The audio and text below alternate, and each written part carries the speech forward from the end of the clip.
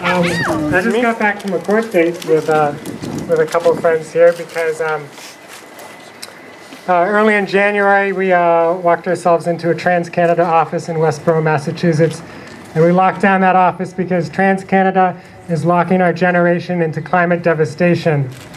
We were bound to each other at the waist by triple heated hardened steel chain, between our hands by super glue, and in our hearts by a love for life on Earth. Now, as I sat in that office for 3 hours, I thought about the epic droughts we had last summer, the second or third worst drought America has ever seen, that spiked corn prices 40 to 60%, and I thought about the world's poor who spend 80% of their income on food and make $2 a day, and whatever price increase we see here, whatever pinch we feel in our pockets, that will stab them. While we may simply eat out less, they will eat less. Now, I'm ashamed to say that it took me nearly 8 years to tell my father that I was a climate activist. It was awkward. I did finally have to tell him though, because I had to say that I was gonna wrap, hardened steel chain around my waist until the fire department cut it off. And that was certainly one of the harder things I've ever done in my life. And as amazing and supportive as he was, the conversations that I had with my father and with my mother, I think will be some of the hardest conversations I'll ever have. But there are harder conversations, because tonight, this very night, there are mothers and fathers around this globe who will sit their children down to empty tables as they try and figure out how it is that you explain to a 5-year-old why they're not eating. Or if they're lucky enough and they have a little bit of food, they might have the luxury of deciding how much they give to the baby and how much they give to the 3-year-old. The thought that I could have anything to do with that hurt, that I could be a beneficiary of that hurt, terrifies me. And it drove me to Westborough, and it drove me to divestment.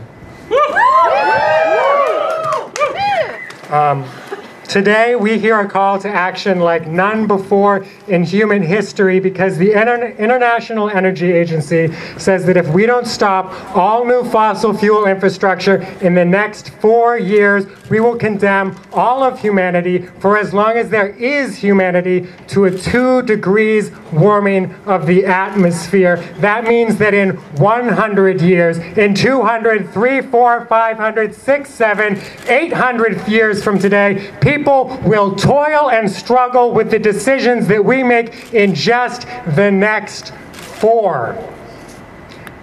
But it's not just the future, it's today too. In just the next 18 years, 100 million people will die at the hands of the fossil fuel industry. That is 1/3 the population of the United States. If they killed that many people in any of the traditional one-at-a-time ways, it would amount to a logistical feat. And every day the violence would be on the front page and the front of our minds. And decades ago, we would have marched our bodies into the State House, and we would have locked our bodies to construction sites. But as it stands, carbon dioxide is a colorless, odorless gas that we did not evolve to recognize, let alone to recognize as a threat. But if we want any right at all to consider ourselves enlightened individuals, we need to recognize that fact and act accordingly.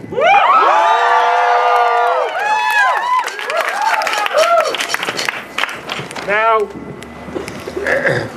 as Craig said here, our odds are very, very long.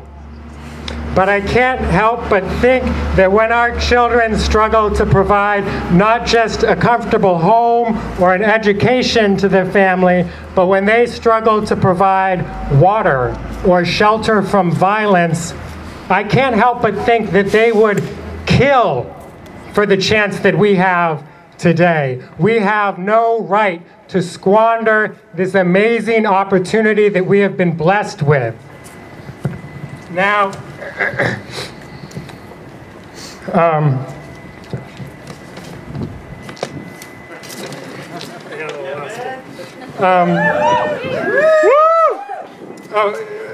other thing I want to say is that some of those, of all the desperate demographics out there, students at American universities are the ones that have the best shot.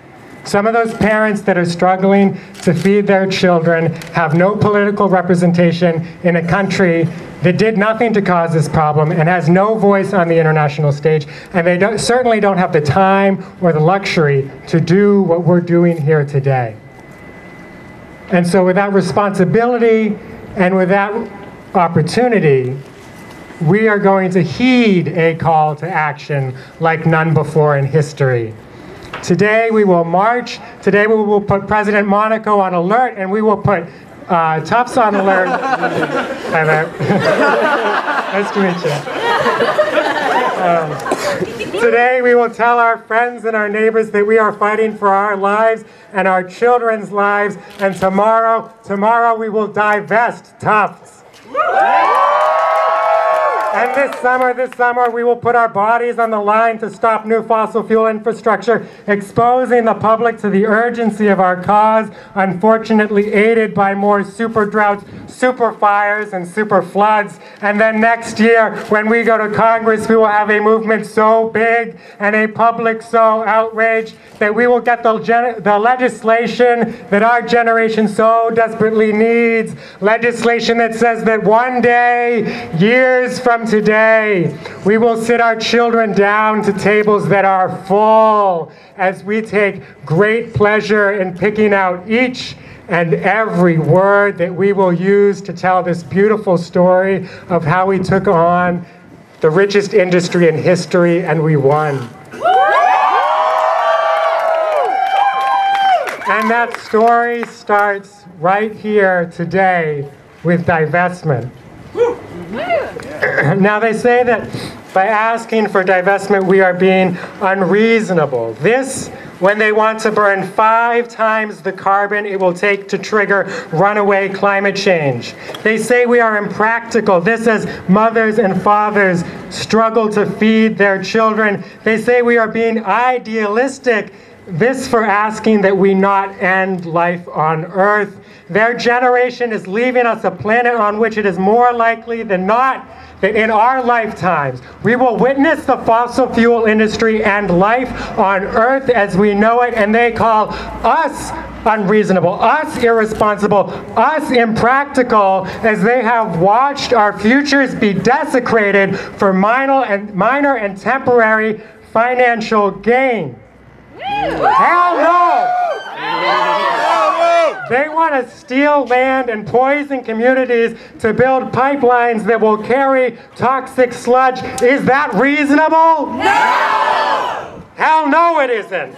They want to put 2,795 gigatons of carbon into that there atmosphere. Is that practical? No! Hell no.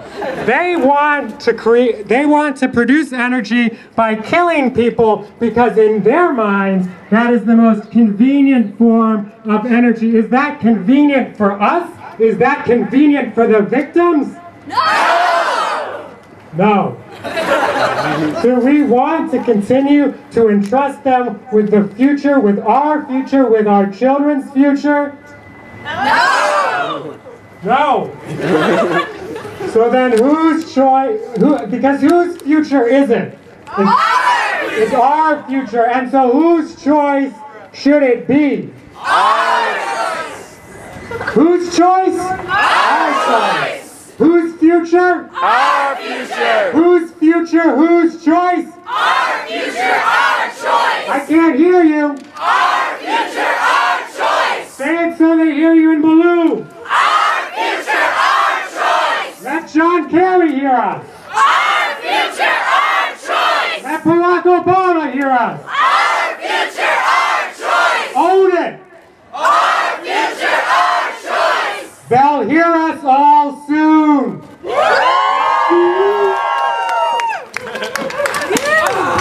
Ben, you are amazing and you inspire inspire us all, and I can think of no one else that I would rather have locked and super glued myself to. Thank you so much.